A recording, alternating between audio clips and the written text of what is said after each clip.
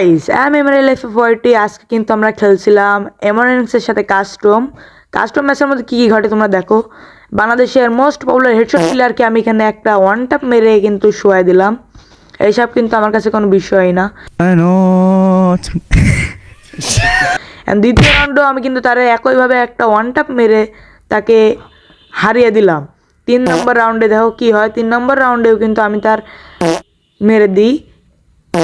3 নম্বর রাউন্ডেও সে গুলাল ফেলার পরেও কিন্তু সে ওয়ান ট্যাপ খেয়ে যায় আমার কাছে, কারণ আই এম হ্যাকার ব্রো। এটা চলছিল 4 নম্বর রাউন্ড। 4 নম্বর রাউন্ডে আমি তার একটা ওয়ান ট্যাপ মেরে দিলাম অ্যান্ড লোল মারলাম। অ্যান্ড 5 নম্বর রাউন্ডে দেখো কী হয়। 5 নম্বর রাউন্ডে আমি তার বুকে শট করি, বাট সে ওয়ান ট্যাপ খেয়ে যায়। এখন চলছে 7 নম্বর রাউন্ড। 7 নম্বর রাউন্ডে কিন্তু আমরা একটু মুভমেন্ট দেখানোর চেষ্টা করছিলাম, কিন্তু এই যে একটা ভয়ানক শট মেরে দিলাম ভুল করে। এটা ভুল করে সচরাচর আমার ঘটেই থাকে।